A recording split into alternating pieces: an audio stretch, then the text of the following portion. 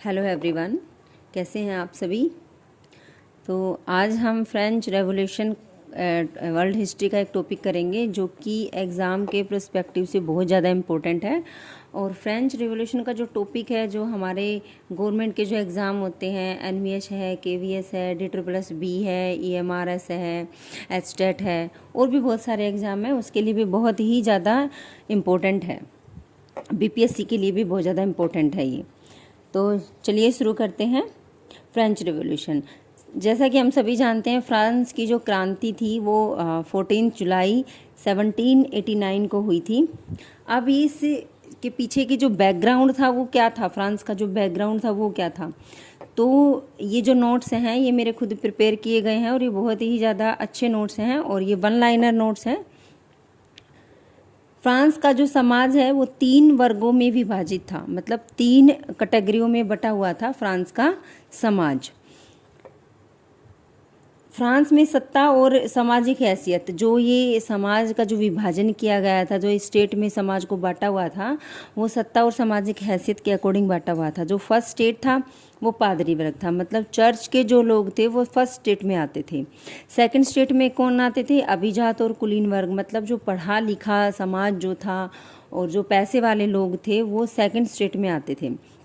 अब third state में कौन रह गया, थर्ड स्टेट में कौन आता था, थर्ड स्टेट में आम जनता आती थी, व्यापारी आते थे, व्यापारी वर्ग, मजदूर, किसान, जो भी छोटे मोटे काम करते थे वो लोग थर्ड स्टेट में आते थे।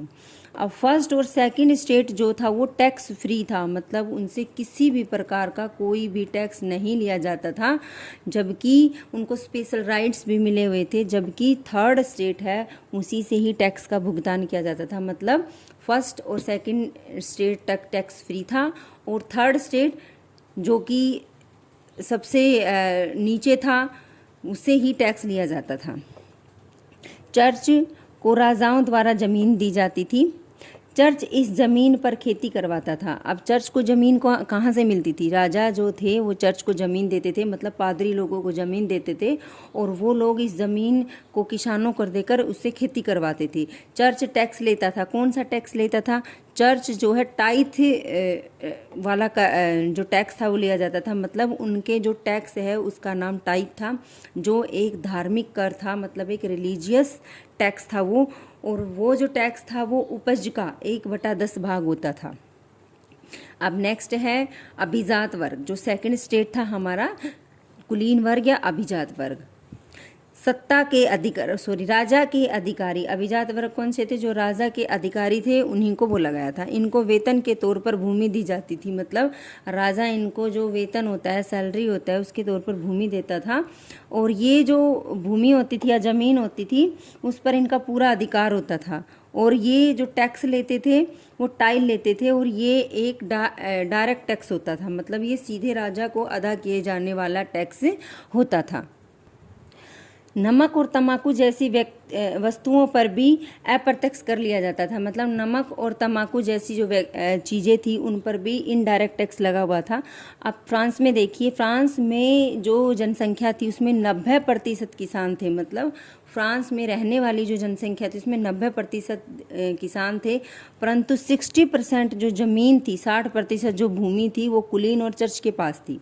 अब भूमि तो सारी है कुलीन वर्ग के पास, चर्च के पास, और फ्रांस में है ज़्यादा किसान, और वो खेती करने के लिए चर्च के लोग हैं और जो कुलीन लोग हैं वो जो खेती करने के लिए भूमि किन को देते हैं, किसानों को। और कर भी किससे लेते हैं, किसानों से। मतलब फ्रांस में जितना भी कर का जो भुगतान है ना वो सिर्फ थर्ड स्टेट ही कर रहा था। लुई 16 1774 में 20 वर्ष की आयु में वो राजा बना और जो लुई 16 था वो बुर्बो राजवंश से था। लुई 16 राजा कब बना था, 1774 में। किस राजवंश से था, तो लुई जो 16 है बुर्बो राजवंश से। ये क्वेश्चन बहुत बार एग्जाम में पूछा गया था कि लुई 16 कौन से डायनेस्टी से बिलोंग करता था, तो बुर्बो डायनेस्टी या बुर्बो राजवंश से वो बिलोंग करता था। इसकी जो शादी है मैरी एंटोनेट से हुई, जो कि ऑस्ट्रिया की राजकुमारी थी। राजा को कर्ज जाता धन के बदले 10% तक ब्याज की मांग कर रहे थे। अब इस बात को मैं समझाती हूँ आपको। जब लुई 16 राजा बना तो उस टाइम उसका राजकोष लगभग खाली हो चुका था। अब वो पैसे के लिए मान लो डिमांड करता है, राज्य के लोगों से डिमांड करता है, तो जो कर्जदाता है, जो कर्ज देने वाले हैं, वो 10% ब्याज की दर से कर देना चाहते थे। परंतु अब लुई 16 का जो राजकोष है उसमें इतने पैसे नहीं हैं कि वो कर को चुका पाए, इसलिए वो ये चाहता था कि इस स्थिति में राजा को नए कर लगाने के अतिरिक्त कोई रास्ता नहीं था। वो ये चाहता था कि नए कर लगाए जाएं और उससे पैसा लिया जाए, उससे राजकोष भरा जाए। परंतु ये इतना पॉसिबल नहीं था। क्यों नहीं था? क्योंकि फ्रांस में जब भी कोई कर लगाना होता था तो उससे पहले स्टेट जर्नल की मीटिंग को बुलाना बहुत ज़्यादा ज़रूरी था। यहाँ पे देखो लिखा हुआ भी है, नए करों की स्वीकृति के लिए स्टेट जर्नल की जो मीटिंग आवश्यक थी, क्योंकि नए कर स्टेट जर्नल ही लगा सकता था, स्टेट जर्नल ही नए कर लगा सकता था। और ऐसी आखिरी मीटिंग, पहली बार मतलब ये मीटिंग कब हुई थी? 1614 में बुलाई गई थी। तो ये क्वेश्चन भी बहुत ज़्यादा पूछा गया है कि जो फ्रांस में इस तरह की आखिरी मीटिंग कब बुलाई गई थी या इससे पहले मीटिंग कब बुलाई गई थी? तो 1614 में बुलाई गई थी। अब आगे देखिए, 5 मई 1789 में लुई 16 ने स्टेट जर्नल की मीटिंग बुलाई। अब क्वेश्चन बनता है कि लुई 16 ने स्टेट जर्नल की मीटिंग को कब बुलाया? तो आंसर होगा हमारा 5 मई 1789। ये जो डेट है ना, ये बहुत ज़्यादा इम्पोर्टेंट होती हैं। ये उसमें भी आ जाती हैं कि मिलान करो, उस वाले क्वेश्चन में भी इन डेट को पूछ लिया जाता है। इस मीटिंग से पहले, अब जब ये मीटिंग राजा बुलाता है, लुई 16 ने ये स्टेट जनरल की मीटिंग बुलाई, इस मीटिंग से पहले थर्ड स्टेट ने अपनी कुछ मांगे रखी। किस तरह की मांगे रखता है? देखो पहले क्या होता था, जैसे 3 स्टेट हैं, तीनों स्टेट के मेंबर बुलाए जाते थे मीटिंग में, तो हर मीटिंग में से स्टेट में से क्या होता है कि एक पर्टिकुलर मेंबर वोट देता था, ठीक है, जैसे एक प्रतिनिधित्व चुन लेते थे, वही वोटिंग करता था। परंतु थर्ड स्टेट ने मांग रखी कि अब की बार वोटिंग का अधिकार सभी को दिया जाए। अब लुई 16 इस बात को स्वीकार करेगा? लुई 16 इस बात को बिल्कुल भी स्वीकार नहीं करेगा, ठीक है। तो उन्होंने यही मांग रखी थी कि थर्ड स्टेट की मतलब कुछ मांगे रखी कि सबको वोटिंग का अधिकार दिया जाए। अब लुई 16 क्या करता है? 17 उसको इनकार कर देता है। तो 17 जून 1789 को थर्ड स्टेट ने स्वयं को नेशनल असेंबली घोषित कर दिया।